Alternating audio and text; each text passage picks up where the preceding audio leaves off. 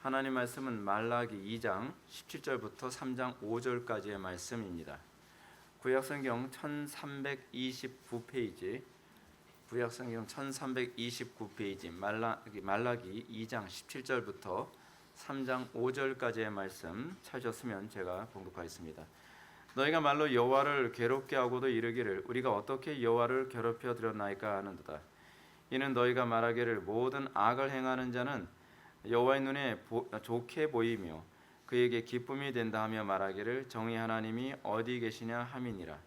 만군의 여호와가 이르노라. 보라, 내가 내 사자를 보내리니 그가 내 앞에서 길을 준비할 것이요 또 너희가 구하는 바 주가 갑자기 그의 성전에 임하리니 곧 너희가 사모하는 바 언약의 사자가 임하실 것임이라. 그가 임하시는 날을 누가 능히 당하며 그가 나타나는 때에 누가 능히 서리요. 그는 금을 연단하는 자의 불과 표백하는 자의 잿물과 같을 것이라. 그가 은을 연단하여 깨끗하게 하는 자 같이 앉아서 레위 자손을 깨끗하게 하되 금 은과 같이 그들을 연단하리니 그들이 공의로운 제물을 나 여호와께 바칠 것이라. 그때 유다와 예루살렘의 봉헌물이 옛날과 고대와 같이 나 여호와께 기쁨이 되려니와 내가 심판하러 너희에게 임할 것이라. 점치는 자에게와 간음하는 자에게와 거짓 맹세하는 자에게와 품꾼의 싹에 대하여 억울하게 하며 과부와 고아를 압제하며 나그네를 억울하게 하며 나를 경외하지 아니하는 자들에게 속히 증언하리라. 만군의 여호와가 말하였느니라. 아멘. 이 시간은 말라기 7번째 강의가 되겠습니다. 어찌 심판을 미루는가 라는 제목으로 하나님 말씀 증거하도록 하겠습니다. 어찌 심판을 미루는가. 세상이 악해질수록 주로 많이 나타나는 현상이 있습니다. 또한 우리에게 경건이 무너질수록 우리에게 나타나는 현상이 있습니다. 그것이 뭐냐면 쉽게 해서 내로남불입니다. 내 죄가 잘 보이지 않고요, 타인의 죄는 더 선명하게 보이는 겁니다. 우리는 도덕적으로 예민한 것이 경건한 거라고 생각을 합니다. 부분적으로는 맞는 얘기입니다. 근데 그 도덕적으로 예민한 것이 타인의 죄에 대해서 예민한 것인가, 내 죄에 대해서 예민한 것인가에 관해서는 별개의 문제입니다. 우리는 타인의 죄에 대해서는 굉장히 예민합니다. 마치 핀셋으로 뽑듯이 그들의 죄의 일거수일투족에 관해서 굉장히 예민하고 예리하고 냉철하게 우리는 타인의 죄를 바라봅니다. 그렇게 되면서 우리는 세상을 바라보면서 이런 얘기를 합니다. 하나님이 살아계시고 공의로우시다면 하나님은 어떻게 이런 죄악된 세상을 놔두십니까? 하나님께서 공의로우신 하나님이 나를 이토록 이렇게 정말 지리멸렬하게 나를 괴롭히는 저 사람들을 왜 심판하지 아니하시고 하나님은 방관만 하십니까? 하나님은 어디 계십니까? 왜 하나님은 벌을 내리지 않습니까? 하나님의 공의는 어디 갔습니까? 하나님이 공의 하나님이라고 하면서 왜 하나님은 그 공의를 행하지 않습니까? 왜 직무유기를 하십니까? 우리는 이런 불평을 굉장히 많이 듣게 됩니다. 이렇게만 보면 이런 분들은 공의를 매우 사랑하는 것, 매우 기뻐하는 것처럼 보입니다. 그런데 이런 사람들이 하나님의 공의라는 잣대를 자신에게는 느슨하게 사용하기를 바랍니다. 그렇죠? 자신에게는 그 죄에 대해서 하나님 이거 용서해 주실 거죠? 하나님 이 정도는 그냥 넘어가도 되는 것 아닙니까? 자신이 상처받은 것에 대해서는 예민한데 나로 인해서 다른 사람이 고통받고 괴로움당하는 것에 관해서는 하나님은 관대하시길 바라는 것이죠. 이것이 바로 세상이 악으로 가득해졌을 때 흔히 나타나는 현상입니다. 이 세상 사람들이 전부 다 그렇지 않습니까? 내가 행한 죄에 대해서는 하나님은 관대하길 바라고 타인의 죄에 대해서는 하나님께서 그 죄에 대해서는 엄격하길 바라고, 근데 그 타인에게 있어서 나는 동일하게 심판받아야 될 존재임에도 불구하고 모든 사람들이 서로가 서로에게 뭐라고 얘기합니까? 나에게는 관대하고 상대방의 죄에 대해서는 엄격하기를 바란다는 것입니다. 사실은 엄밀히 보게 되면 그냥 도토리 키재기죠. 서로가 잘못하는 부분이 그냥 도토리 키재기인데 하나님의 공의에 대해서 이렇게 쉽게 얘기를 합니다. 그래서 바울은 로마서 2장 3절의 말씀을 통해 다음과 같이 지적합니다. 이를 행하는 자를 판단하고도 같은 일을 행하는 사람아 내가 하나님의 심판을 피할 줄로 생각하느냐. 이 말씀에서 우리는 무엇을 느끼게 됩니까? 악한 행위를 하는 자나 그 행위를 판단하는 자들 모두가 하나님의 오래 참으심과 긍휼함이 아니어서는 지금까지 살아남을 수 없었을 것이라는 겁니다. 그러나 우리는 이런 하나님의 오래 참으심과 자비로움에 대해서 전혀 생각해 본 적이 없습니다. 그냥 나에게 고통을 주는 사람을 빨리 하나님께서 죽여버리시든지 쫄딱 망하게 하시든지 감옥에 가게 하시든지 뭐 하늘에서 벼락이 떨어져서 뭐 죽든지 그렇지 않으면 뭐 불치병에 걸리든지 뭐 불구가 되든지 우리는 그런 걸 굉장히 원합니다. 이게 바로 오늘 본문 말라기가 기록되어진 배경입니다. 2장 17절 말씀을 보면 너희가 말로 여호와를 괴롭게 하고도 이르기를 우리가 어떻게 여호와를 괴롭혀 드렸나이까 하는도다. 이는 너희가 말하기를 모든 악을 행하는 자는 여호와의 눈에 좋게 보이며 그에게 기쁨이 된다 하며 또 말하기를 정의의 하나님이 어디 계시냐 함이니라. 이제 흥미롭지 않습니까? 오늘 본문은 말라기가 그 당시 유다 백성들과 네 번째로 논쟁을 했던 부분입니다. 여기서 말라기는 그 당시 유다 백성들이 흔히 하나님께 대해서 어떻게 비난했는가, 이 비난의 내용을 다루고 있습니다. 그들은 모든 악을 행하는 자는 여호와의 눈에 좋게 보이며 그에게 기쁨이 된다 하며 말하기를 정의의 하나님이 어디 계시냐 함이니이다. 하나님이 어떤 분이라고 지금 비난하고 있는 겁니까? 모든 악을 행하는 자는 여호와의 눈에 좋게 보인다는 겁니다. 하나님께서 왜 저놈들을 심판하지 않습니까? 그건 하나님의 눈에 좋게 보이기 때문에 그런 것 아닙니까? 하나님에게 저들의 악행이 기쁨이 되기 때문에 그런 것 아닙니까? 하면서 하나님의 속성에 대해서 이런 식으로 모독을 하듯이 그들이 얘기했다는 겁니다. 근데 반대로 이들은 또 이렇게 얘기합니다. 우리가 어떻게 여호와를 괴롭혀 드렸나이까? 라고 얘기를 합니다. 우리가 어떻게 주님을 괴롭혀 드렸다는 겁니까? 이 얘기는 무슨 얘기죠? 자기 자신의 이 죄악됨에 대해서 전혀 감각하지 못한다는 겁니다. 그렇죠? 우리나라 속담에서처럼 못 묻은 개가 못 묻은 개를 탓한다라고 하는 얘기가 그거 아닙니까? 똥 묻은 개가 겨 묻은 개를 쳐다보면서 더럽다라고 손가락질하는 그런 모습이 그 옛날에도 있었어요. 지금도 있죠. 그냥 말만 약간 달라집니다. 지금은 내로남불이라고 하는 말로 바뀌었죠. 근데 이것이 인간의 속성입니다. 인간의 악한 본성입니다. 인간은 자기 자신이 잘 보이지 않습니다. 자기 자신에 대해서 굉장히 둔감합니다. 이게 영적으로 둔감할 때 나타나는 특징입니다. 사도 바울도 은혜 받기 전에 그랬습니다.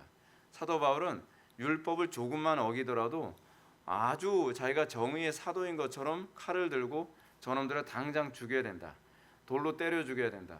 여러분 이 투석형이 얼마나 잔인한지 제가 여러분들한테 말씀드렸죠. 근데 그 투석형이 그 잔인한 투석형을 하면서 막 이 살이 벗겨지고 뼈가 늘어나고 그리고 뇌수가 흘러내리는 그 모습을 보면서 자기 자신의 정의로움, 자기 자신의 이 선함에 대한 엄청난 자부심을 느꼈습니다. 그래서 사람들도 그런 분의 영향을 받은 사람들은 더 잔인하게, 더 고통스럽게 죽이는 것이야말로 내가 하나님을 사랑하는 것이고 이것이 내가 얼마나 율법을 사랑하는 존재인지를 입증하는 것이라고 생각을 했던 것이죠. 근데 문제는 뭐냐면 율법을 사랑한다라고 생각하는 그 사람들이 정작 자기가 얼마나 율법과 관계없이 살고 있는지에 대해서는 둔감하다는 겁니다. 이게 타락입니다. 이게 타락이에요.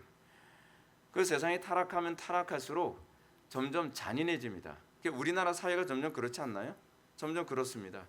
요즘에는 어떻습니까? 옛날엔 제가 미국에서 왜 어린아이들 머리를 만지면 그게 죄가 되는지를 전 이해를 못했습니다. 왜 죄가 되는지 이해를 못하는가? 우리나라에서는 소아성이라는 개념이 없을 정도로 그 죄에 대해서는 청정지역이었기 때문에 그렇습니다. 근데 미국이라는 나라가 얼마나 이런 분에서 음란하고 도덕적으로 많이 타락해져 있는지 그런 분에서 조그만 행위 자체에 대해서도 죄로 볼 만큼 악해진 겁니다. 근데 문제는 뭐냐면 그렇게 죄에 대해서 예민한 사회가 정작 자기 자신의 죄에 대해서는 둔감하다는 것이죠. 이게 타락한 시대의 특징입니다. 교회가 타락하면 어떻게 되는가? 타인의 공동체 다른 지체들의 죄에 대해서는 굉장히 예민하게 반응합니다. 어떻게 쟤는 저렇게 말을 해? 어떻게 쟤는 저렇게 행동을 해? 어떻게 쟤는 저런 거 하나도 하지 못하지? 그런 것에서 굉장히 예민합니다. 근데 정작 자기 자신도 동일한 죄를 저지르고 이런 일을 행하는 자를 오히려 판단하고 있는 것이 타락한 그 사회, 타락한 교회에게서 흔히 나타나는 모습이라는 것입니다. 우리는 당시 유다인들이 하나님께 대해서 이런 불평과 비난을 하게 된 이유가 무엇이겠습니까? 아마도 당시 많은 사람들이 자기 눈에 불합리하고 불법한 일들이 너무나도 아무렇지도 않게 자행되는 것에 대해서 탄식하는 겁니다. 세상이 악하니까 어떤 현상이 나타납니까? 우리나라 사회 안에서도 어떤 일이 벌어집니까? 정말 말도 안 되는 일로 인해서 우리가 손해보고 말도 안 되는 일로 인해서 주변 어떤 이웃들에게 고통당하는 일들이 비일비재하게 일어나지 않습니까? 근데 우리는 그런 모습 보면서 우리는 그런 생각을 합니다. 뭐 여러분들이나 저나 동일한 생각을 하죠. 야, 저런 거 저거 심판 안 하고 뭐 하나? 여러분들 우리나라 사회 안에서 그런 일, 어떤 사람들이 죄를 범했다라고 하는 기사가 실리면 그 기사의 밑에 댓글 달린 거 보면 정말 얼마나 잔인하게 얘기하는지 모릅니다. 굉장히 잔인하게 얘기합니다. 저놈은 뭐 이렇게 죽여야 된다, 저렇게 죽여야 된다, 뭐 대대손손 완전히 씨를 말려버려야 된다, 뭐 이런 식의 얘기를 굉장히 심하게 얘기를 합니다. 저는 그런 댓글을 읽을 때마다 그런 생각을 합니다. 아, 저 사람은 얼마나 도덕적이기에, 저 사람은 얼마나 이런 죄와 동떨어진 삶을 살기에 그럴까. 근데 애석하게도 우리나라 사람들은 그거 못지않게 불법하고 부도덕하게 살아가는 경우가 태반이거든요. 근데 자기 자신의 죄는 안 보이는 겁니다. 타인의 죄는 현미경처럼 선명하게 보이는데 자기 자신의 죄는 아무리 봐도 잘 보이지가 않는 겁니다. 그래서 우리나라 교회 안에서도 흔히 일어나는 경우가 있죠. 어떤 목회자가 불법과 부정과 비성경적인 행동을 하게 됐을 때에 우리는 쉽게 얘기합니다. 저런 사람 천국 안 가겠죠, 지옥 가겠죠라고 얘기를 합니다. 그래서 저는 그럴 때 그렇게 얘기는 못합니다. 잘 모르겠습니다. 그거야 그 사람이 거듭나는가 거듭나지 않았는가를 한 면으로만 알 수 있는 건 아니잖아요.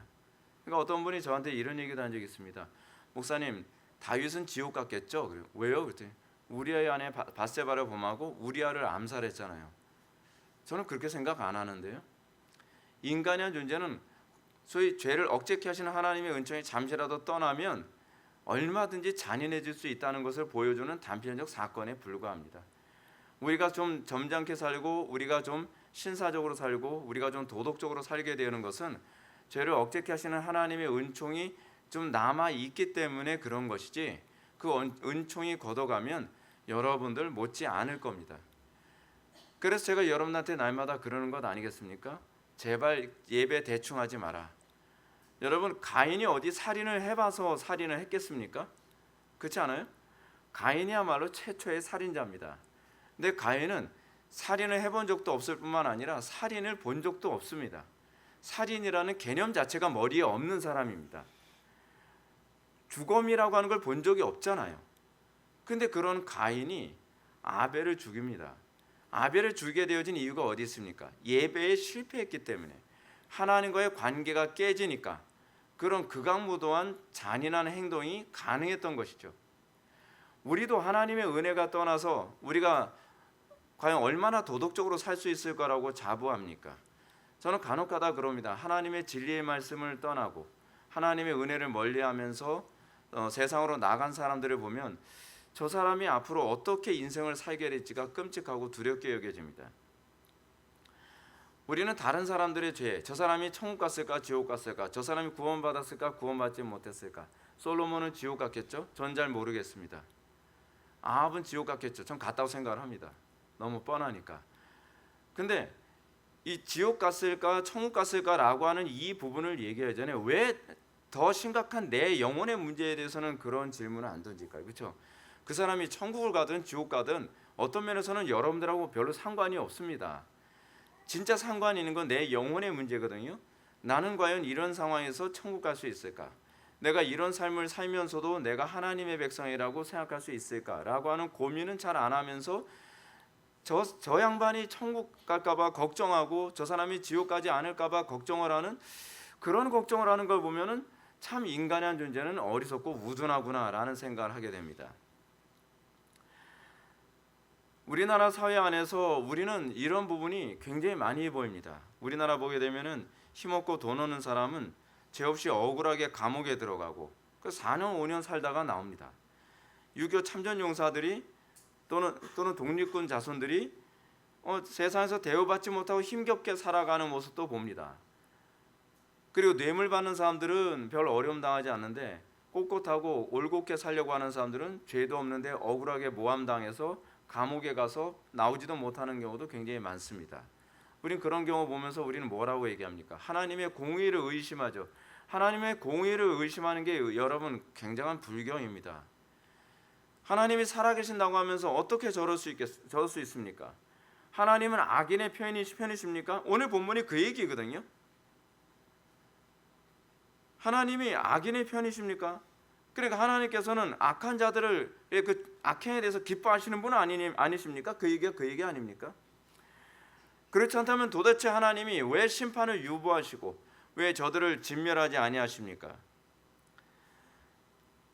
우리가 이런 식의 질문하는 것은 신앙이 어릴 때야 좀 인정이 되지만 여러분들 신앙생활을 오래 하고 복음에 대해서 어느 정도 좀 알았다고 하면서도 이렇게 얘기하는 것은 좀 잘못된 겁니다. 이런 모습이 하나님의 백성이라고 하는 유다인들에게서 흔하게 나타났던 부분입니다. 그들은 자신이 어떻게 여호와를 괴롭혔나이까라고 얘기하는 사람들입니다. 이렇게 얘기하면서요. 이런 얘기를 할 때서부터 하나님을 괴롭게 하는 것 아닙니까? 근데 자기 자신들이 하나님을 어떻게 괴롭혔는가에 대해서 전혀 감지를 못하면서 이걸 감지를 못하니까 이걸 감지한다는 게 제가 말씀드린 건 머리로 감지한다는 얘기가 아니라 본성 중심에서부터 괴로워한다는 걸 제가 말씀드리는 겁니다. 본성 중심에서부터 괴로워하지 않으니까 이 일을 계속 반복해요. 아무렇지도 않게 해요. 계속 반복하는 것뿐만 아니라 선지자들을 통해서 그 죄에 대해서 지적을 하면 소위 이런 식의 표현이 나오는 거죠. 가만히 나도 알아서 할게. 하려고 하는데 안 되는 걸 어떻게 오히려 짜증을 내고 불평을 하고 나아가서 저 선지자를 저는 귀찮아서 안 되겠다. 저는 죽여버리자 라고 했던 것이 유다 사회 안에서 비일비재하게 있었던 일입니다. 이게 머리로만 아는 사람들이 나타나는 특징입니다. 잔소리로 듣습니다. 내가 알아 그만 좀 하세요. 근데 아는 게 아니거든요. 아는 게 아닙니다. 안다면 괴로워하는 거죠. 안다면 그 죄와 싸우는 거죠. 안다면 더 이상 그 죄에 지배받지 않기 위해서 피 흘리기까지 싸우는 태도를 견지해야 되는데 우리는 어떤 태도를 견지합니까? 알아요. 안 되니까요. 그만 좀 하라니까요. 우리 자녀들한테 흔히 들려지는 얘기죠. 우리 자녀에서 우리 두 아들만 얘기하는 게 아니에요. 여러분들 자녀들 다 포함해서 얘기하는 거죠. 자, 그래서 우리는 이 모습 보면서 우리 자신을 뒤돌아보게 되지 않습니까? 우리는 어떻습니까? 나를 괴롭게 하는 거에 대해서는 굉장히 예민하지만 남을 괴롭게 하는 거에 대해서는 우리는 둔감합니다. 나를 불편하게 만드는 거에 대해서는 굉장히 예민한데 남을 불편하게 만드는 거에 대해서는 굉장히 둔감합니다. 최근에 그 뉴스에 보니까 이런 사건이 있었습니다. 제가 그렇다고 해서 제가 부르주아들에 대해서 제가 혐오한다는 얘기는 아닌데 벤츠를 타는 어떤 사람이 아파트 주차장에 차를 댈 때는 세로로 이렇게 착착착 이렇게 대게 돼 있잖아요. 근데 그 사람이 가로로 3대 놓을 자리에다가 그냥 주차를 시켜놓은 거예요. 오케이, 한 번은 그럴 수 있다고 쳐요. 뭔가 바쁜 일이 있었겠지, 뭔가 위급한 일이 있었겠지. 근데 몇 달 동안 계속 그러고 있는 거예요. 몇 달 동안 계속 그러고 있으니까 아파트 지역 주민들이 열이 받은 겁니다. 그래서 그 벤츠 앞에다가 앞뒤로 차를 주차를 해놓고 그 사이에다가 오토바이를 한 대를 또 껴놨어요. 그랬더니 그 벤츠 차주가 오토바이를 밀고서 빠져나가요. 그러니까 그리고 나서 그 다음날 한동안은 그렇게 안 되는 것 같더니 어디 출장을 갔었나 봐요. 그러다가 또 이틀 정도 3일 정도 지나서 보니까 또 그렇게 됐더라는 거예요. 그래서 옆에 그 앞뒤로 아파트 주민들이 차를 삼성 SM이었습니다. 차로 양쪽이 다 SM이었는데 앞뒤로 종이장 하나 들어갈까 말까 할 정도로 앞뒤로 딱 주차를 해놨어요. 그렇게 나오면은 어떻게 반응이 나와야지 정상이죠? 제가 잘못했습니다. 다음부터는 안 그러겠습니다. 그래야 되죠. 경찰을 불렀어요. 이 차들 빼게 해달라고. 자기가 불법을 한 거는 생각을 안 하고 자기를 불편하게 한 사람들은 불법이라고 생각하는 사고방식. 그거 왜 그럴까요? 그 이유가 제가 봤을 땐 그래요. 뭐 성경적인 얘기를 자시고 다 접고 제가 한마디로 얘기하겠습니다. 가정교육이 잘못됐습니다. 가정교육에서 매사에 내가 불편한 것만큼 남들도 불편할 것이며 내가 고통스러운 만큼 남들도 고통스러울 것이다. 그거를 가르쳤어야만 했습니다. 포포의 역지사지. 그죠? 이건 일반적인 철학 안에서 나오는 얘기인데 그 철학 같은 그런 사고가 교회 안에서조차도 이제 시행이 안 됩니다. 타인이 나에게 무례하게 여기는 것은 용납할 수 없고 내가 타인에게 무례하게 하는 것은 그럴 수 있는 거라고 생각을 합니다. 니네들이 수용해봐. 너희들은 하루도 못 참을 거야. 그런 인간들. 근데 그런 얘기하는 거예요. 요즘 젊은 사람들 다 그래요. 다 그러면 여러분들 수용해야 되는 겁니까? 저는 사고방식이 그렇지 않습니다. 다 그러면요, 다 고쳐야죠. 기준이 어디 있는 겁니까? 성경에 있는 거죠. 성경이라고 하는 기준에 맞춰야죠. 근데 교회 안에서조차도 그런 건 수용해야 됩니다. 요즘 예배 시간에 중간에 나가는 애들 있고 예배 시간에 중간에 들어오는 애들 있고 요즘 예배 시간에 스마트폰 보는 사람 애들 있고 요즘 예배 시간에 불경건에 다리 꼬고 예배하는 사람 있고 뭐 그거 수용해야죠. 요즘은 원래 다 그렇습니다. 전 수용 못합니다. 그거 수용하면요 그 다음 단계로 가게 됩니다. 여러분들 그렇게 하게 되면 이렇게 생각했죠. 김 목사님도 틀딱이네. 아니요. 그 다음 세대에 더 타락한 것을 그 세대들은 과연 그 다음 세대를 용납할 수 있을까요? 걔네들은 똑같이 그럴 겁니다. 우리 땐 저러지 않았어. 상황이 더 나빠지게 만든 것은 그 상태를 방치해놨기 때문에 그렇습니다. 이집트 벽화에조차도 그런 말이 있죠. 요즘 애들은 못 쓰겠어. 그 이집트 벽화에도 있어요. 왜 그렇겠습니까? 타락한 세대의 타락함을 관용했을 때에 그 다음 세대는 더 악해진다고 하는 것에 대한 가속도에 관한 개념을 인지를 못하고 있는 겁니다. 가속도가 붙습니다. 누군가는 제동을 걸어야만 합니다. 제동을 걸어서 그것이 계속적으로 탄력을 받지 않도록 해야 되는 것이죠. 죄와 싸우기 싫은 겁니다. 왜 죄와 싸우기 싫은 겁니까? 내가 죄악된 삶을 사는 것이 편하고 좋으니까. 그게 깨어있는 사고방식입니까? 여러분, 우리는요 끊임없이 내가 괴로운 만큼 타인도 괴로울 것이라는 인식, 우리는 그렇습니다. 여러분들, 제가 굉장히 아이러니하다는 걸 굉장히 많이 느끼는 것이 뭐냐면 교회 안에서 여러분 지체들과의 교제 안에서도 그런 걸 많이 느낄 겁니다. 말을 함부로 하는 사람일수록 다른 사람이 나에게 말을 함부로 하는 것에 굉장히 예민합니다. 전 그거에 대해서 굉장히 좀 신기하게 느껴집니다. 어떻게 저렇게 말을 함부로 하는 것을 하는 사람이 어떻게 타인의 말에 대해서 그렇게 예민해질까? 그렇게 민감할까? 그렇게 민감하면 자기도 그 말을 안 해야 될 텐데 그거 왜 그런지 저는 이해를 못하겠어요. 여러분, 왜 그럴까요? 왜 그럴까요? 그게 타락해서 그렇습니다. 자, 어떤 엄마가 자녀 양육하는 걸 제가 봤습니다. 애들한테 이쁜 말해 이쁘게 말하지 않으면 막 야단을 칩니다. 근데 자기는 이쁜 말을 절대로 안 해요. 그 이쁜 말을 하지 않는 이유가 뭐냐면 그 엄마가 이쁘게 말을 안 하기 때문이거든요. 굉장히 흥미롭죠. 사람이 그래요.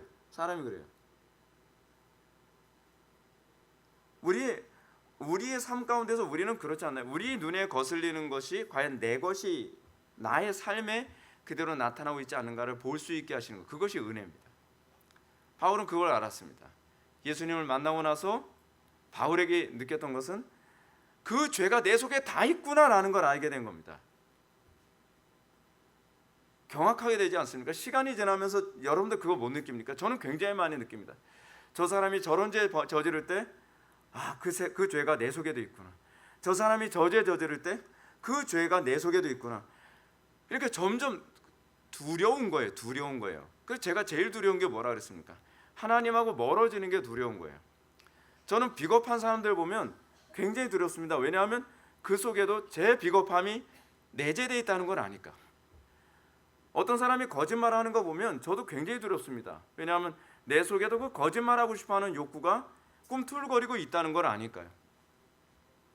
저는 다윗을 정죄 못하겠습니다.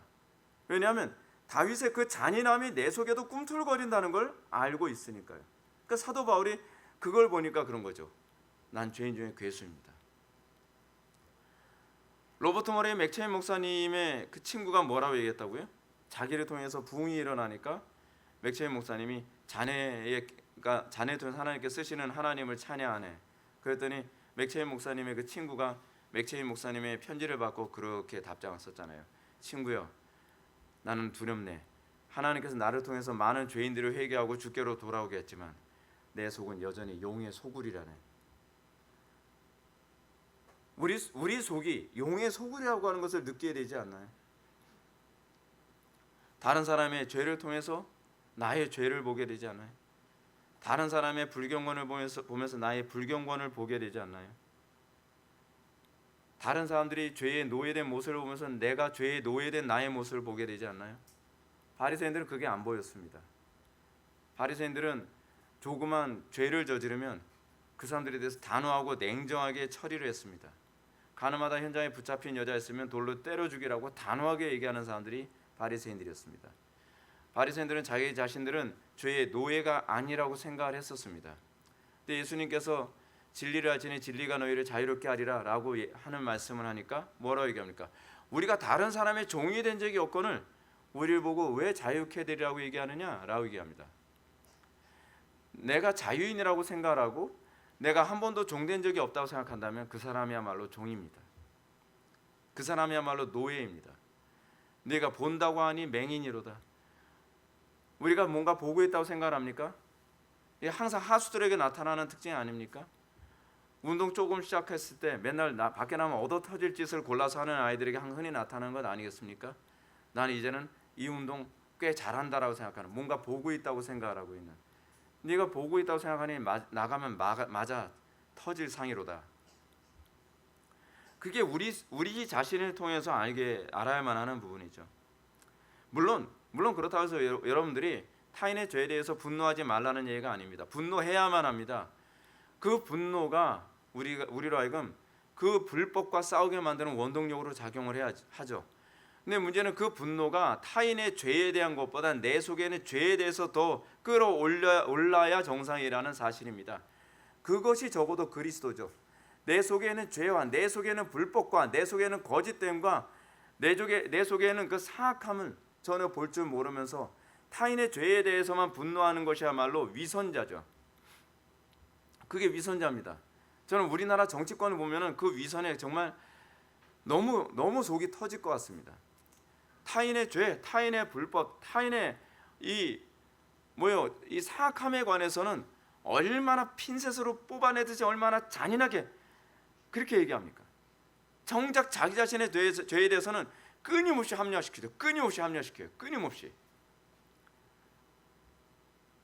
근데 그거 남 얘기가 아닙니다. 그 모습을 보면서 우리를 보라는 겁니다. 우리가 그렇게 살고 있지 않느냐는 겁니다. 교회의 모습에서 우리는 절망감을 되게 많이 느끼죠. 우리가 교회가 그 세상의 불법됨을 보면서 우리 자신의 죄악에 대해서 분노할 줄 알아야 되는데 우리는 우리 자신의 죄악에 대해서 분노할 줄 모릅니다.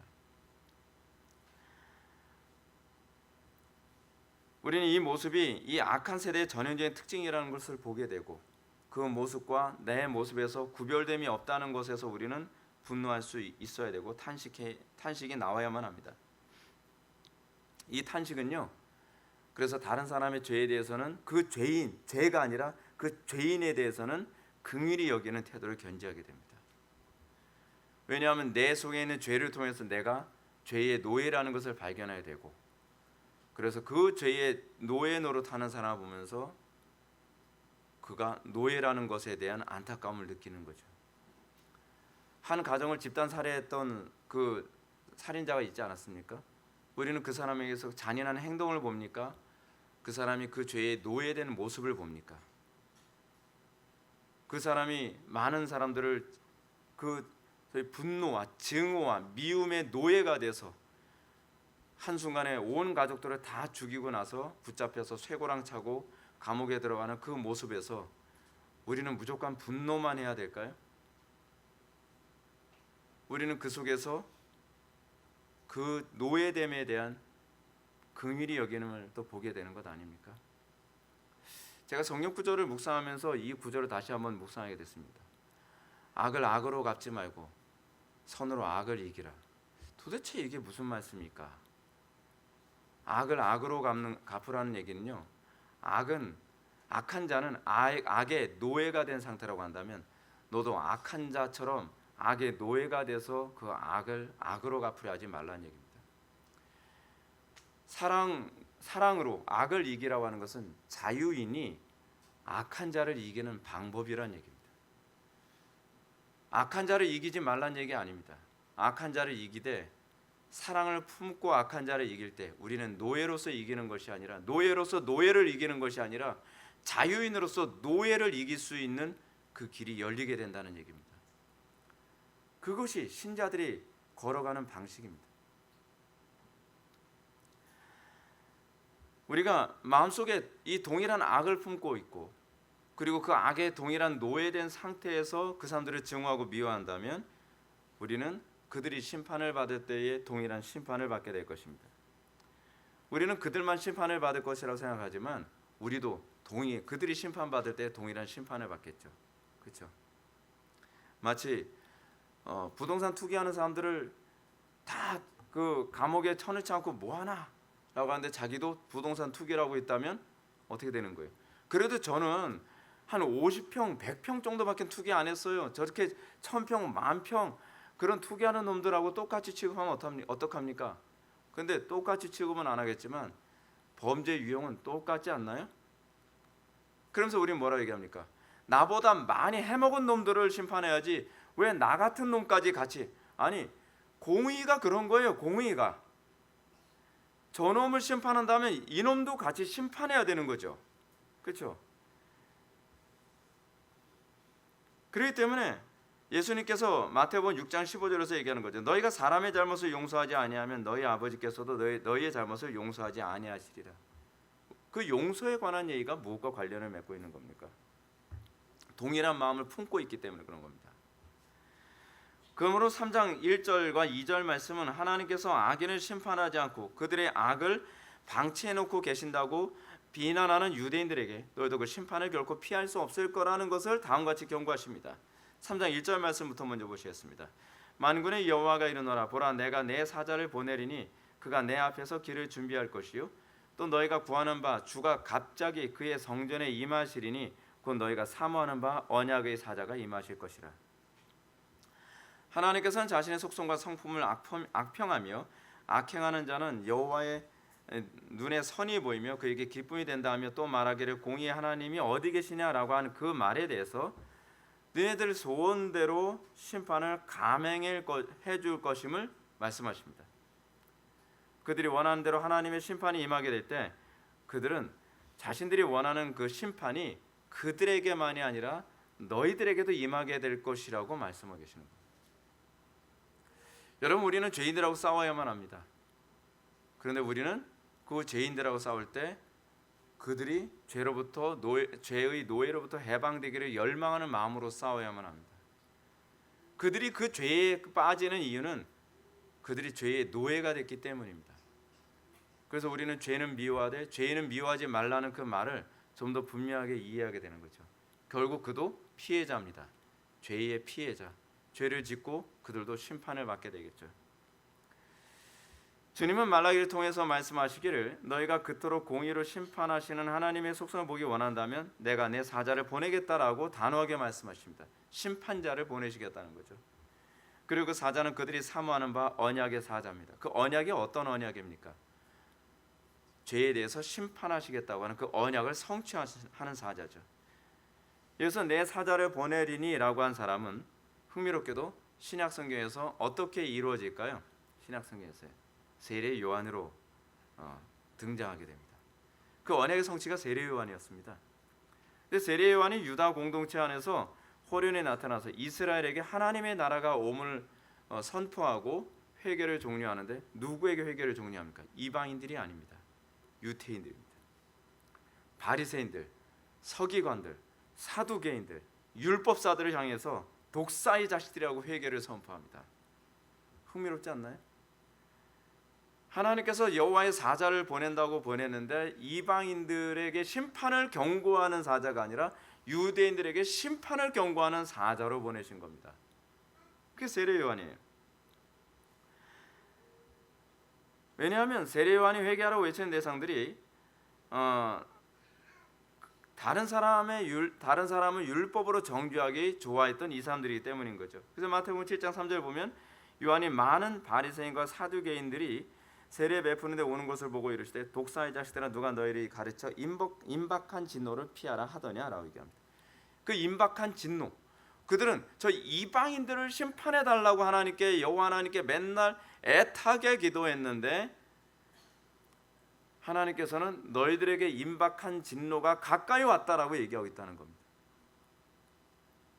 여러분, 우리는 우리의 기도가 우리 심판을 자초하게 될 거라고 누가 생각합니까? 그렇지 않습니까? 똑같은 죄를 저지르고 있으면서 하나님, 저 로마를 심판해 주십시오. 저 헬라 제국을 심판해 주십시오. 하나님은 도대체 뭐 하고 계시는 겁니까? 헬라 제국, 로마 제국을 왜 가만히 놔두고 계십니까? 근데 세례 요한이 와서 뭐라 얘기합니까? 너희들부터 몸조심해라 라고 얘기하고 있다는 겁니다. 세례 요한은 스스로 의롭다 생각하고 이방인들의 심판을 당연하게 여겼던 사람들에게 하나님의 임박한 진노를 선언했던 것입니다. 그들은 스스로 볼 때 하나님의 진노 밖에 있는 사람들이라고 생각을 했습니다.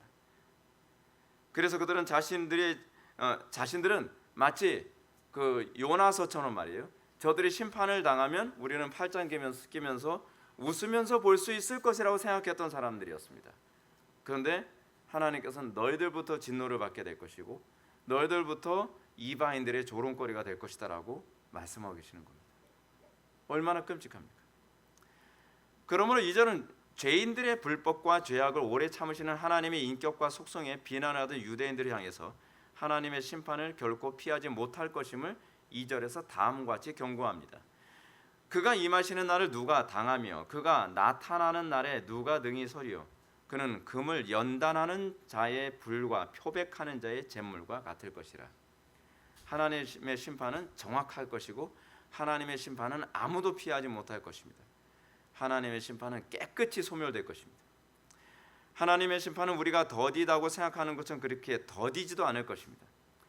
하나님의 심판은 별안간 갑자기 생각지도 예측하지도 못한 때에 임하게 될 것입니다.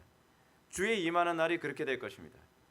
하나님께서 하나님이시여 이 세상을 심판하여소서, 이 악으로 가득한 이 세상을 심판하여소서라고 우리가 하나님께 기도하지만 주님께서 재림하셨을 때에 여러분들이 그 구원에 참여하지 못할 수도 있다는 것을 두렵게 생각해야만 합니다. 그가 임하시는 날은 여호와의 날로서 하나님의 공의에서 벗어나는 사람은 예외 없이 심판을 받게 될 겁니다. 크든 작든 죄는 죄입니다. 하나님 앞에서 큰 죄냐 작은 죄냐라고 생각하지 마십시오. 하나님 앞에서 죄는 동일하게 심판을 받게 될 것입니다. 이 말은 자신들이 세운 주권적 의로움의 잣대로 볼 때 악하다고 생각되는 죄들만 하나님의 심판의 대상이 될 것이 아니라 하나님의 절대 기준으로 심판이 이루어지게 될 거라는 사실입니다. 따라서 하나님의 절대적 잣대로 볼 때 하나님의 공의로우심과 선하심을 비난하던 자들도 하나님의 심판을 능히 피하지 못하고 같이 심판을 받게 될 것입니다. 때문에 선지자 말라기는 이렇게 얘기합니다. 그가 나타나는 때에 누가 능히 서리요? 누가 능히 서겠습니까? 여러분들 우리 공동체 안에서도 여러 가지 많은 사건이 벌어지고 많은 죄악들이 벌어질 때가 굉장히 많이 있습니다. 그럴 때 우리는 어떻게 생각합니까? 저놈 나가서 잘 먹고 잘 사나 보자. 그러지 말라는 겁니다. 우리는 과연 안 그런다고 뭐로 보장할 수 있겠습니까? 누가 능히 설 수 있겠습니까? 우리는 오히려 긍휼히 여길 수 있어야 되죠. 그들이 죄의 노예가 됐고 그들이 어두움의 종로로 타고 있고 그들이 하나님의 진노를 보지 못하는 것 때문에 안타까워하는 마음을 품어야 되지 않겠습니까? 하나님은 금을 연단하는 자의 불과 표백하는 자의 잿물처럼 공의롭고 냉철하게 예외 없이 심판하실 것입니다. 그래서 금을 연단하는 자의 불이란 참신앙을 가진 자를 선별하기 위한 연단입니다. 우리 공동체 안에서 끊임없이 하나님께서 하시는 연단이 그거죠. 참신앙과 거짓신앙을 하나님께서는 계속적으로 금을 연단하듯 계속적으로 하나님께 연단하십니다. 근데 그것이요 이상하다고 생각하지 마세요. 그게 원래 하나님께서 교회를 다루시는 방식이에요. 우리 교회가 하나님의 진리가 선포되어지고 하나님의 말씀대로 살아가려고 하기 때문에 우리 교회는 그런 일이 안 일어나겠지. 아니요. 그런 교회이기 때문에 더 생깁니다. 그것이 정경적이고 그것이 정상적인 겁니다. 그래서 하나님께서는 교회를 계속 정화시키고 더욱더 온전하게 깨끗하게 하나님께 연단하시는 것입니다. 마치 예수님께서 마태복음 3장 12절의 말씀에서 손에 키를 들고 자기의 타작마당을 정하게 하사 알곡은 모아 곳간에 들이고 쭉정이는 꺼지지 않는 불에 태우리라고 하신 말씀과 그대로 일치하는 표현입니다. 이 테스트는 마치 이런 것 같습니다. 타인의 간음을 정죄하는 사람이 동일한 환경에 동일한 죄 가운데 있을 때에 너는 간음하지 않을 거라고 장담할 수 있니? 라고 질문을 던지는 것과 동일한 겁니다. 예전에 제가 잔느 규용이라고 하는 책을 봤었는데, 제가 이제 가톨릭 영성에 막 심취했었을 때 읽었던 책이에요. 그 잔느라고 하는 말은 그 부인이라는 뜻입니다. 그래서 프랑스 말로 이 부인이라는 말을 귀용이라고 얘기를 합니다. 그 잔느 규용 아이 되면 귀용 부인이죠. 근데 잔느 규용이 수도원에서 이제 수도사 생활을 하고 있는데 다른 많은 수녀들이 간음한 어떤 다른 수녀에 대해서 비난하고 그랬다는 겁니다. 근데 그렇게 비난했던 그 수녀가 어느 날 간음을 해서 임신을 하게 된 거예요. 그래서 규용이 거기서 그런 얘기합니다. 잔느죠. 잔느가 이제 그런 얘기합니다. 과연 누가 이 죄에 대해서 자유로울 수 있겠는가? 우리가 다른 죄인에 대해서 너무 쉽게 정죄하지 못한다. 하나님께서 키즈를 하시고 하나님께서 동일한 환경 가운데 우리를 몰아넣으셨을 때 우리가 그 불법의 동일한 죄에 빠지지 않는다고 뭐로 보장할 수 있을까? 아주 적절한 얘기입니다. 적절한 얘기입니다. 여러분들 공동체 안에서, 가정 안에서 또는 사회생활하면서 여러분들이 정죄하는 그 사람과 동일한 환경에 처했을 때에 여러분들이 그 동일한 죄에 빠지지 않는다고 뭐로 보장할 수 있겠습니까? 우리가 다윗을 굉장히 쉽게 정죄하는 것일 겁니다. 여러분들이 다윗처럼 최고의 권력자가 되고요. 그리고 여러분들이 경건이 무너져서 영적으로 디프레스된 상태에서 여러분들이 정말 그 육신의 욕망이 끌어오르는 상태에서 그런 우리아의 아내 같은 그런 관계 안에 처했을 때에 누가 과연 간음하지 않는다라고 장담할 수 있겠는가? 그런 거죠. 그래서 하나님께서는 끊임없이 퀴즈를 하신다. 그 퀴즈는 내 속에 하나님의 은혜가 있는지 없는지 진단하고 분별하고 점검하도록 하시는 겁니다. 교회를 분열시키는 사람들을 정죄하던 사람이 그 상황이 되니까 동일한 죄를 저지릅니다. 이혼한 사람을 정죄하던 사람이 자신도 동일한 가정의 파탄이 일어날 때 동일한 죄를 저지릅니다. 어느 날 교회 안에서 하나님이 키즈라는 방식이 이렇습니다. 하나님께서는 다른 사람을 정죄하는 너는 그 동일한 상황에서 너는 그 죄에 빠지지 않는다고 뭐로 보장할 수 있겠느냐라고 끊임없이 우리에게 질문을 던집니다. 우리가 이 질문 앞에서 우리는 어떻게 반응합니까? 주여 나는 무능합니다. 그래서 날마다 시험에 들지 않게 깨어있어 기도할 수밖에 없는 것이죠. 우리가 기도할 수밖에 없는 건 우리가 타락했고 우리가 무능하다는 것에 대한 고백입니다. 참신앙과 거짓신앙은 그때 드러나게 됩니다. 자신은 의로운 사람인 것처럼 타인의 죄를 정죄하는 데서 참신앙이 드러나는 것이 아닙니다. 정죄를 통해서 여러분들이 거룩한 것처럼 보이려고 하지 마십시오. 거기서 여러분들이 거룩하고 여러분들이 하나님을 사랑하는 것처럼 보이려고 하는데 그게 아닙니다. 신앙은 불같은 환난과 연단 속을 통과해 봐야만 합니다. 다른 사람을 정죄하는 그 사람이 그 불같은 연단과 상황에서도 불타지 않고 통과할 수 있느냐? 그때 그 신앙만 진짜 신앙입니다. 알곡과 쭉정이는 키질하기 전에는 구별되지 않습니다. 겉으로 보면 똑같아 보입니다. 키질이 시작될 때 비로소 확연하게 구별되는 것이 바로 하나님의 키질의 방식입니다. 그러므로 우리는 자기 신앙에 대해서 너무 장담하지 말아야만 합니다. 주여 다른 사람은 다 주님을 배신할지라도 저는 주님을 배신하지 않겠나이다. 글쎄 그럴까? 한번 키질 한번 해볼까? 그 키질에서 그렇게 장담을 하던 베드로조차도 예수님을 3번 저주하고 부인했던 것 아니겠습니까? 우리는 우리 마음을 잘 모릅니다. 우리는 우리 본성이 얼마나 사악한지 잘 모릅니다. 예레미야서 17장 3절에 9절에서 말한 것처럼 만물보다 거짓되고 심히 부패한 것은 우리 마음입니다. 사람들이 멸망하는 것은 자기 마음에게 스스로 속기 때문입니다. 여러분들이 사기꾼에게 속는다고 생각하지 마십시오. 사실은 사기꾼들은 여러분들이 믿고 싶어하는 얘기를 하는 것뿐이고, 그리고 속는 것은 내 마음에게 속는 겁니다. 누군가가 그런 거짓말을 해주길 바라는 것이고, 그리고 나는 그 거짓말을 믿고 싶어하는 것뿐입니다. 이 세상은 끊임없이 그렇게 돌아가고 있다는 건 알고 계십니까? 정치가들은 여러분들이 믿고 싶어하는 얘기를 합니다. 그리고 우리는 그들이 우리를 속였다라고 생각하는데 그게 아닙니다. 우리가 믿고 싶은 얘기를 하고 있기 때문에 우리는 그들을 믿어준 것이고, 그리고 우리는 우리의 욕심에 미혹돼서 우리는 멸망과 심판으로 달려가게 되는 것입니다. 저는 우리 대한민국 사람들 보면 굉장히 걱정이 그겁니다. 우리 대한민국 사람들은요, 굉장히 탐욕스럽습니다. 민족성이라고 얘기하지 마세요. 모든 사람이 다 그렇습니다. 근데 교회가 제 역할을 못하니까 대한민국 시민들 전체가 다 탐욕스러운 사람이 돼버렸습니다. 그래서 어떻습니까? 정치가들이 다루기가 굉장히 좋죠. 저 탐욕스러운 저 민중들을 자기네들 방식으로 이끌어가려면 그들의 탐욕을 자극시켜 주기만 하면 얼마든지 노예로 만들 수 있다는 겁니다. 흥미로운 게 뭔지 아십니까? 자기가 원하는 그 얘기를 해주는 사람은 어떤 불법을 저지러도 다 일리가 있어, 그 이유가 있을 거야 라고 하면서 모든 걸 덮고 가려고 한다는 사실입니다.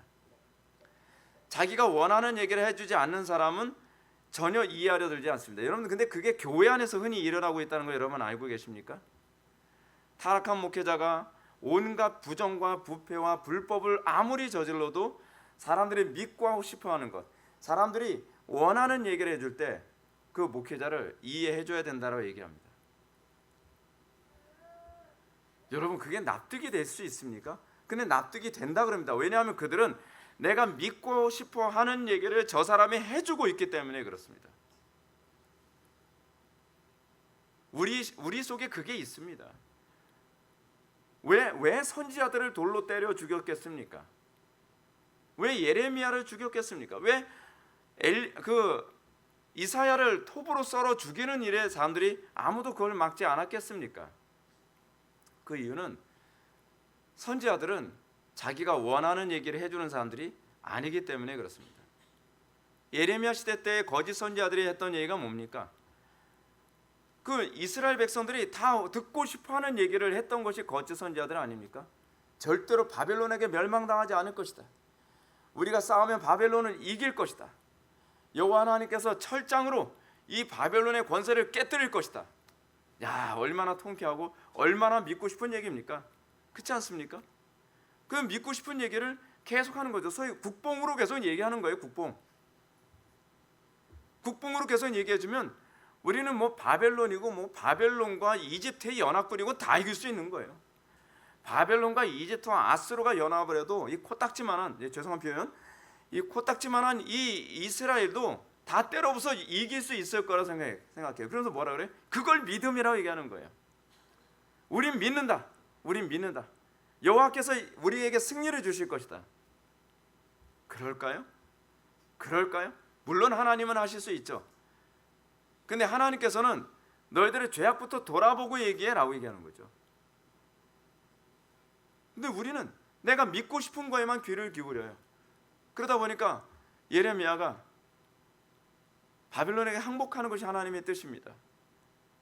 바벨론에게 포로가 되고, 그리고 하나님으로부터 준비된 그 징계를 마땅히 달게 받는 것이 하나님의 뜻입니다.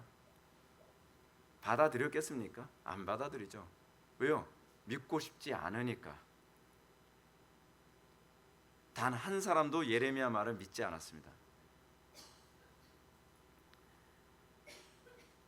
우리에게 고난이 닥칠 때 나는 안 그럴 거라고 생각하지 마십시오. 아무도 그럴 수 있는 사람은 없습니다. 우리 모두는 다 죄에 빠질 수밖에 없는 사람들입니다. 그럴 때마다 우리는 우리 자신을 점검하고 우리 속에 있는 그 죄악됨을 다시 들여다보는 기회로 삼아야만 합니다. 제가 목회를 20년 하면서 항상 교회에 어려움이 생기면 발견해야 되는 게 있습니다. 그것은 교회가 항상 두 부류로 나눠진다는 겁니다. 첫 번째 부류는 현재의 문제와 환경에 대해서 성경적인 원리를 추구하며 내가 믿고 싶지 않지만 하나님의 뜻이면 믿으려고 가는 사람이 있다고 한다면, 두 번째 부류 사람은 내가 믿고 싶은 것을 믿으며 따라가려 하는 사람들입니다. 그런 사람들은 키질이 심해지면 심해질수록 점점 더 키 밖으로 나갑니다. 근데 전자는 키질이 심해지면 심해질수록 점점 키 안으로 들어옵니다. 그래서 진리 때문에 어느 쪽으로 갈 것인가가 둘로 쫙 나눠지게 됩니다. 그럴 때 목회자 입장에서는 가슴이 아픕니다. 정말 가슴이 아픕니다. 모든 사람들이 말씀 안에서 키 안으로 들어오기를 바라는데 사람들은 점점 이 둘로 나눠집니다. 그건 어쩔 수 없어요. 피할 수가 없습니다. 그래서 말라기에서 그 얘기가 나옵니다. 그날이 빛이라고 생각하는 너희여, 그날이 너희에게 빛이 아니요 어두움이 될 것이다. 사람들은 여호와의 날이 속히 도래해서 저 바벨론과 아수르와 하다못해 로마와 헬라 제국 다 진멸해 주실 것이라고 사람들은 기대합니다. 그날은 빛이 될 것이다. 그때는 영광의 날이 될 것이다. 근데 선지자는 뭐라 얘기합니까? 아니, 착각하지 마. 그날이 너희에겐 빛이 아니라 어두움이 될 것이다. 말라기 3절과 4절의 말씀을 통해서 불로 연단하는 그 과정 가운데 옳다 인정함을 받은 사람들에게 어떤 모습이 나타나게 될 것인지를 다음과 같이 말해줍니다. 그가 은을 연단하여 깨끗하게 하는 자 같이 앉아서 레위 자손을 깨끗하게 하되 금 은과 같이 그들을 연단하리니 그들이 공의로운 제물을 다 여호와께 바칠 것이라. 그때 유다와 예루살렘의 봉헌물이 옛날과 고대와 같이 나 여호와께 기쁨이 되려니와. 그래서 말라기가 말하고자 하는 중요한 핵심은 혈통적 유대인들이라 해서 다 하나님의 백성은 아니라는 겁니다. 키질이 궁극적으로 목표한 바가 뭐냐면 남은 자를 드러내는 겁니다. 남은 자. 이 남은 자는 사실은 신학적인 개념으로 따지면 구원받은 사람이죠. 진짜 구원받은 사람. 종교인이 아니라 진짜 여호와를 경외하는 사람. 그 남은 자가 언제 나타납니까? 키질 통해서. 이 사람들만이 하나님을 진정으로 예배하고 섬기는 선별된 존재들입니다. 이 남은 자는 하나님을 진정으로 예배하고 섬기는 자들로서 그들은 어떤 상황에 있어서도 진리에서 떠나지 않습니다. 그러면 여기서 말라기는 하나님의 진정한 백성들의 특징을 뭐라고 얘기하는 걸까요? 첫째는 하나님에 의해서 금같이 연단을 받은 자들입니다. 금같이 연단을 받으면 나타나는 특징이 무엇입니까? 여러분들 연단 받으면 연단 받을수록 우리에게 나타나는 것이 뭐죠? 불순물이 사라지고 금의 그 정결하게 순금이 되어져 가는 것. 세상 사람들은 고난 당할수록 어떻습니까? 점점 사악해져 갑니다. 점점 교활해져 갑니다. 그렇죠? 점점 때가 더 묻습니다. 근데 그리스도인들은 고난을 당하면 당할수록 점점 더 순결해집니다. 점점 더 거룩해져 갑니다. 더 순금처럼 되어져 갑니다. 여러분들은 어떻습니까? 고난을 당하면서 더욱더 하나님을 더 많이 알게 되어지고 더욱더 거룩해져 가는 것 같습니까? 아니면 점점 더 세속화되는 것 같습니까? 어저께 아이들하고 이제 브레이브 하트라고 하는 영화 봤다 그랬잖아요. 거기서 그 스코틀랜드의 왕이 문둥병 환자입니다. 근데 아들에게 권력은 이렇게 유지하는 거야 라고 하면서 아들에게 끊임없이 편법과 거짓 술수와 그리고 배신과 뭐 그런 걸 계속 가르쳐요. 윌리엄 월레스하고 동맹을 맺어서 이번에 남쪽에 있는 잉글랜드와 싸워서 이번에 한번 이겨보려고 합니다. 그랬더니 아버지가 하는 얘기가 겁니다. 넌 미쳤구나. 임금자리는 그렇게 유지되는 게 아니야. 우리가 어떻게 수백 년 동안에 우리 집안이 왕족의 자리를 계속 유지했는지 알기는 하니? 그거는 배신이라고 하는 선택할 수밖에 없는 지혜 때문이야. 배신해. 그거는 사람이 해야 될 일이 아닌 것 같아요. 저는 월레스를 존경합니다. 존경? 다 웃기는 소리야. 야, 존경도 권력이 있을 때나 존경이고 힘이 있을 때나, 그리고 네가 대접받을 때나 그렇지. 네가 권력이 잃고 다른 사람들한테 학대받고 짓밟히고 멸시당하는 사람한테서도 존경이 있을 수 있겠어? 지금은 배신을 선택해. 그게 옳은 거야. 그게 오랜 세월을 겪어가면서 사람이 달라져가는 거죠. 그렇게 달라진 겁니다. 그 왕이. 마지막에도 월레스하고 손을 잡아서 전쟁을 하려고 했는데 아버지가 자기 모르게 배신을 해가지고 내통을 해서 그 월레스가 잡혀가야 됩니다. 그러니까 찾아와서 아빠한테 막 화를 냅니다. 화를 내니까 그 문둥병으로 얼굴이 다 일그러진 그 아빠가 이런 얘기합니다. 그래, 네가 드디어 증오라는 걸 배우게 되었구나. 이제는 왕으로 될 준비가 된 것 같아. 어떤가요? 우리는 세상을 살아가는데 그렇게 돼가는 겁니까? 점점 더 세상 살아가는데 좀 더 요령 있고 약삭 빠르고 지혜롭고 영특해져 가고 있습니까? 아니면 우리는 점점 더 세상과 구별되어져 가면서 더 순금처럼 더 정금처럼 우리가 나아가고 있는 모습을 발견해야 됩니까? 이전보다 주님을 더 경외해야 됐고, 이전보다 더 세상과 분리되어지게 구별되게 되었고, 이전보다 더 진리의 소중함을 알게 되었고, 이전보다 하나님을 더 사랑하게 되었다라고 여러분들 자부할 수 있겠습니까? 하나님께서는 그 수많은 퀴즈를 통해서 더 하나님을 가까이 하게 만들 것이라는 것이 그 하나님의 생명이 있는 사람들에게 나타나는 특징이라고 가르치고 있습니다. 두 번째로 말라기는 하나님의 진정한 백성들의 특징을 그들이 공의로운 재물을 나 여호와께 바칠 것이라고 가르칩니다. 말라기 1장에서 언급한 것처럼 눈먼 것, 병든 것, 저는 것, 훔친 것과 완전히 대조를 이루게 되죠. 우리가 정말 하나님을 더 사랑하게 되어진다면 진정한 백성들은 점점 더 하나님께 공의로운 재물, 더 온전한 재물을 바치는 것을 기뻐하게 될 것입니다. 이것을 사도 바울은 로마서 12장 1절에서 너희 몸을 하나님이 기뻐하시는 거룩한 산 제물로 드리라. 이는 너희가 드릴 영적 재산이라. 거룩한 산 제사라. 우리가 하나님께 드려야 될 것이거죠. 우리는 이전보다 더 주님께 온전한 것을 드리는 제사자로서의 삶을 살게 될 것입니다.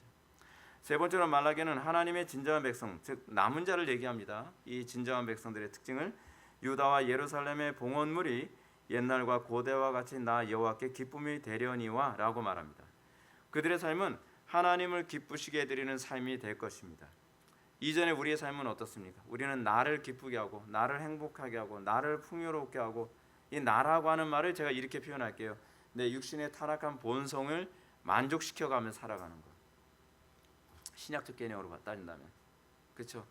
나의 탐욕을 더 채워가고, 나의 증오심과 미움과 시기심을 더 채워가며 살아가고, 나의 게으름을 더 채워가며 살아가고, 나의 불경건함을 더 채워가며 살아가는 존재로 살 것인가? 아니다. 우리가 정말 거듭난 하나님의 백성이라고 한다면 바울이 로마서 7장에서 얘기하는 것처럼, 또는 로마서 8장에서 얘기하는 것처럼 날마다 육체의 소욕과 싸우고 성령의 소욕에도 충실하게 살아가면서 더욱더 여호와께 기쁨이 되는 삶이 되게 될 것이라는 것입니다. 그래서 옛날과 고대라는 표현은 이스라엘이 하나님께 순종하여 기쁨을 보여줬던 모세 시대와 다윗 시대를 얘기하는 것입니다. 따라서 하나님의 진정한 백성들은 결코 자신을 기쁘게 하는 삶을 사는 것으로 즐거워하거나 만족하지 못합니다. 세상 사람들은 그럴 겁니다. 세상 사람들은요. 그러나 우리는 정반대로 갑니다. 우리는 어떻게 하든지 하나님을 영화롭게 하고 이웃을 더 기쁘게 해주는 쪽으로 우리는 살게 될 것입니다. 그래서 모세와 다윗의 시대처럼 살아가기를 꿈꾸게 될 것입니다. 따라서 말라기는 이러한 하나님의 진정한 백성들의 특징을 가지고 있는 자들에게만 여호와의 날이 구원의 날이 될 것이라고 가르칩니다. 이런 남은 자의 속성, 이 세 가지, 오늘 말라기에서 언급한 이 세 가지 속성을 가진 사람만이 여호와 하나님이 예수님께서 재림하셨을 때 그날이 그 사람에게만 빛이 될 것이고, 그런 사람들에게만 구원이 될 것이고, 그런 사람들에게만 복이 될 것이라고 우리들에게 경고하는 것입니다. 여호와의 날은 환희의 날이요, 감격의 날이요, 안식하는 날, 희년의 날이 될 것입니다. 그날이야말로 진정한 희년의 날입니다. 희년이 뭡니까? 자유의 날이거든요. 그 희년의 의미가 그거예요. 그래서 노예 생활했던 히브리인들을 다시 자유케 하는, 갇힌 자는 자유케 되고 눈먼 자는 다시 보게 되고 포로된 자를 자유케 되고, 이거 희년에 대한 표현이거든요. 그 희년의 궁극적 완성이 주님의 재림을 통해서 일어나게 될 거라는 거예요. 그럼 어떤 사람이 희년의 완성을 경험하겠습니까? 지금 희년의 삶이 시작된 사람, 이것이 바로 미래의 삶입니다. 우리에게 희년의 삶이 시작됐습니까? 우리는 갇힌 자로서 자유케 되어지고 눈먼 자로서 눈을 떠서 뭔가 보기 시작을 하고, 그리고 포로된 자로서 자유케 되어져서 그 자유를 점점 누려가는 그 희년의 삶 가운데 그 미래의 삶이 현재 나에게 시작되고 있느냐는 겁니다. 그런 사람은 주님의 재림 때에 우리가 완전한 구원을 누리고 그것을 찬송하게 될 것입니다. 말라기는 5절을 통해서 이것을 다음과 같이 경고합니다. 내가 심판하러 너희에게 임할 것이라. 점치는 자에게와 간음하는 자에게와 거짓 맹세하는 자에게와 품꾼의 싹에 대하여 억울하게 하며 과부와 고아를 압제하며 나그네를 억울하게 하며 나를 경외하지 아니하는 자들에게 속히 증언하리라. 만군의 여호와가 말하였느니라. 그래서 말라기는 하나님께서 불의한 세상을 마치 방치하거나 무관심한 것처럼 비난한다고 비난을 퍼붓던 유대인들을 향해서 뭐라고 말씀하십니까? 너희들도 악인들뿐만 아니라 너희들도 동일하게 심판을 받게 될 거라고 말씀하고 있습니다. 그들이 악하다고 심판을 재촉하는 그날은 그들만이 아니라 자신들에게도 심판이 임하는 날이 될 것입니다. 자, 제가 아까 서론에서 인용했던 말씀처럼 이런 일을 행하는 자들을 판단하고 같은 일을 행하는 자들아 네가 하나님의 심판을 피할 줄로 생각하느냐라고 주님은 말씀하십니다. 자, 그러면 이겁니다. 주님께서 왜 오늘 제목처럼요, 왜 심판을 늦추실까요? 그 이유가 뭘까요? 왜 심판을 미루실까요? 그들을 심판하지 않으려고요. 너희들이 회개하길 기다리고 있다는 겁니다. 이방인들을, 주님은 그거죠. 내 마음 같아서는 저 이방인들을 빨리 심판하길 원해. 나도 그래. 너희들보다 내 마음이 더 급해. 근데 그러면 너희들도 같이 멸망할까 봐 기다리고 있는 거야. 너희들이 빨리 회개하라고 기다리고 있는 거야. 너희들도 같이 심판당할까 봐 안타까워서 기다리고 있는 거야. 너희들이 고통당하고 있다고 생각하지 마. 사실은 내가 고통당하고 있어. 내가 더 심판하고 싶어. 그러나 너희들도 동일한 심판에 떨어질 것이기 때문에 심판을 지체하고 있는 것이다 라고 주님께서 말씀하고 계시는 겁니다. 오히려 심판을 고대하며 스스로 의롭다 하는 사람들로 하여금 회개하고 돌이키기를 오랫동안 참고 기다리시는 하나님의 자비에 근거한 것이었습니다. 그들은 도리어 감사해야 했었습니다. 그러나 그들은 감사하기보다는 하나님의 인격과 속성을 의심하고 그것을 비난했습니다. 그러므로 말라기는 이렇게 얘기합니다. 내가 심판하러 너에게 임할 것이라고 얘기합니다. 이제는 이방인들과 너희들을 같이 심판할 거라는 것입니다. 왜요? 그들 가운데는 점치는 자가 있었습니다. 그들 가운데는 간음하는 자도 있었습니다. 그들 가운데는 거짓 맹세하는 자들도 있었습니다. 또 그들의 품삯에 대해서 억울하게 하며 과부와 고아를 압제하며 나그네를 억울하게 하는 자들이 있었습니다. 품꾼의 삭스를 억울하게 한다는 것이 무엇입니까? 소위 가진 자가 다른 사람을 일시키고 품삯을 주지 않고 괴롭게 하는 것, 그걸 얘기하는 것 아닙니까? 그리고 나그네를 억울하게 한다는 것이 무엇입니까? 그들은 의지할 곳 없는 사람들을 오히려 고통스럽게 하고 억울하게 누명을 씌우는, 그래서 그들이 아무래도 하소연할 수 없도록 만드는 그런 악한 짓을 저질렀다는 것입니다. 그들의 죄는 그냥 넘어갈 수 있을까요? 그들의 악행에 대해서는 과연 그냥 넘어갈 수 있겠습니까? 이 대한민국의 수많은 악인들을 심판해달라고 얘기하는 그들이요, 그들은 과연 하나님의 심판을 피할 만큼 정의롭게 살고 있을까요? 지금 우리나라 사회가 그런 사회 아닙니까? 하나님이시여, 저 불법한 사람들, 저 부정과 부패와 거짓과 저 음란함과 죄악을 저지르는 저 사람들을 왜 심판하지 않고 있으십니까? 그럼 주님은 질문을 던지시는 거죠.